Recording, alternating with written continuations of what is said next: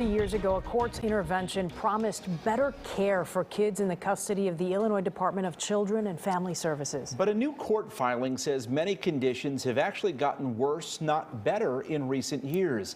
And it cites WGN Investigates reporting for bringing light to persistent problems. It was 2.5 years ago, WGN Investigates first showed you these images of kids in DCFS care forced to sleep in state offices because they had nowhere else to go. Is that ever supposed to happen? No, never. That's why we have emergency shelters. 2.5 years since the governor responded. It's unacceptable that we have kids who are forced to sleep in a makeshift conference rooms. 2.5 years since his DCFS director concurred.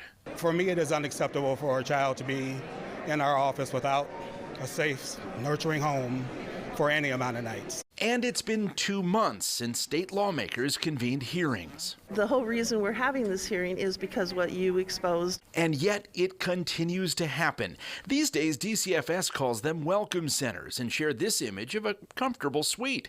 But in many cases, child welfare experts say this is what a welcome center looks like. An office with a blow-up mattress. It's makeshift, unlicensed shelter space. When the consent decree was signed in 1991, it was common for children to be sleeping on the floors of offices. The consent decree fixed that in the 1990s, decades ago.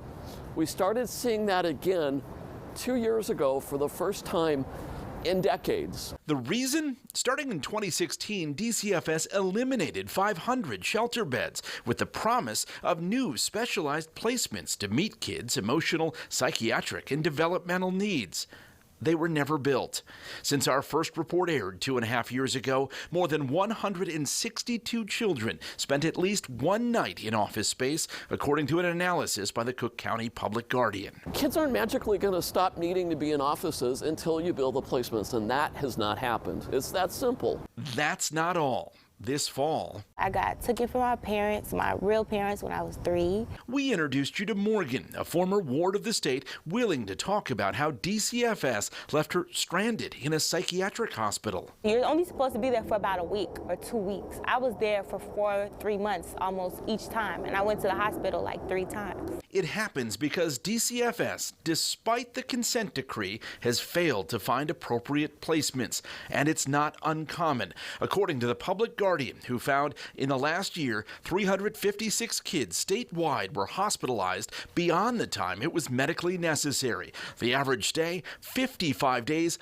longer than a doctor deemed appropriate, and 18% of kids were 10 years old or younger. Are we at a place where there's an answer and we fixed it? No. But what we are committed to doing, and what my administration is committed to doing, is to keep growing our residential, therapeutic, foster care facilities, and we will keep driving that forward. Those promises, made again in September, ring hollow for Cook County Public Guardian Charles Goldberg. He cites our reporting and a new filing tied to the 30th anniversary of the federal consent decree that's supposed to ensure DCFS lives up to its mission. But Goldberg concludes 30 years later, DCFS has yet to live up to most all of its promises to the children under the decree. In fact, in many areas, DCFS is doing worse than it has for many years, even decades, and continues to regress. You don't need a PhD in social work to figure this out. Now we're seeing kids sleeping on the floors of offices again. Now we see kids locked up in locked psychiatric hospitals for weeks and for months because DCFS doesn't have anywhere to place them.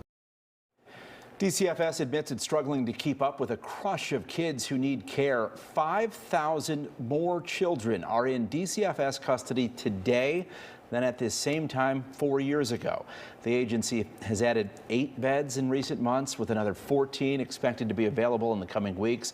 As for that 30-year-old consent decree, the Public Guardian says it's important, but without the judge enforcing sanctions, even fines, to force DCFS to comply, it's essentially a toothless tiger. Very interesting. Okay, thank you, Ben.